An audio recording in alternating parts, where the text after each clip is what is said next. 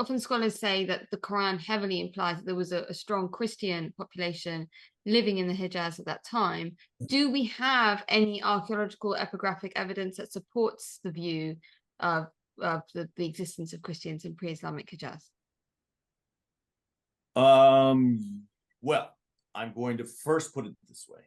The Hijaz is not a bubble, right? There's this idea, unfortunately, that some people looking at, pre-Islamic Arabia, they tend to think that if you're living in the Hijaz, you're living in some kind of cave forgotten by the world, and you have no connections to anybody. You're just in this bubble, lost to time, lost world.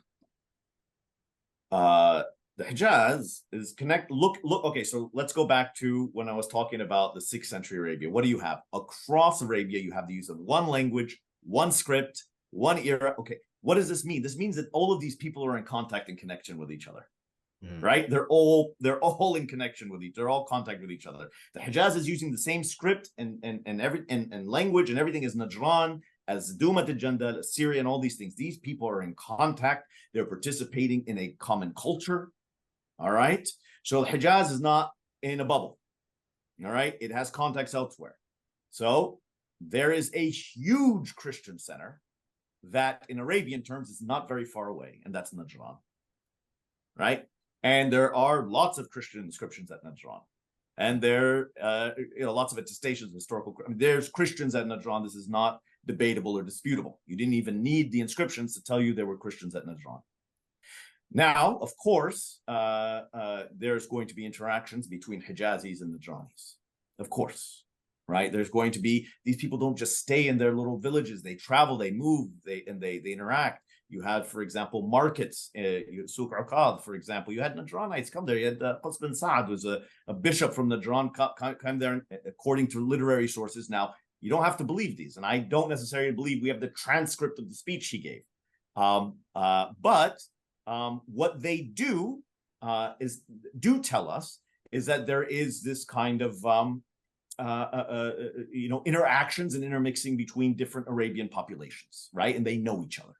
If you follow the narrative, and you don't have to, and you can reject it, and that's fine, but it would suggest that you even had Christian bishops, right north of Mecca, north of Taif, sorry, preaching to the pagans, to the mushrikun, or whatever we're going to call them, right? You call them what you like, preaching to them and doing what you like, all right? So, so Arabia is connected.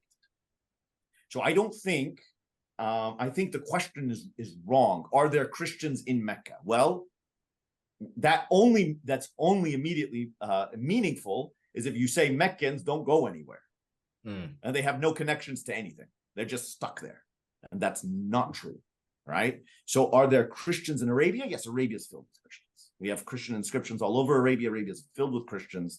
There's plenty of opportunities for Hijazis to interact with Christian Arabians, even if there were not big populations of Arabian Christians in the Hijaz. That's a big if. We don't know. There's one inscription. There's one inscription so far from the Hijaz that could be Christian. It is it invokes the god Al-Ilah instead of Allah, and Al-Ilah is very much found in Christian inscriptions. And I've examined this inscription in person. I've seen it in person. I've looked at it. Right next to it, you have a cross, okay, that has been hammered out. So somebody came by and saw the cross and was like, get rid of it. This is not good. And that happens a lot. That's not rare. People do hammer out crosses later, but it seems like the text originally had a cross. Okay. So those two things would suggest that this was a Christian inscription. Maybe, that's one. But I think, the starting point of the question has to be problematized because, people move, there are interactions. And there may have been, you had Christians, at least you have Christian slaves in the Hijaz. So for example, when the Prophet went to preach at Taif, okay, he was rejected, they stoned him, they threw him out. Where did he seek refuge, right? He went to a vineyard, okay? And there was a Christian slave there working at the vineyard. That's what the tradition tells us. So the tradition does admit the presence of Christians in the area, right? They're there in some sense. The question we have to ask is, are the elites Christian too? Well, there's no evidence we have to suggest that the elites of Mecca or whatever were Christian, right? We don't have it. Yeah.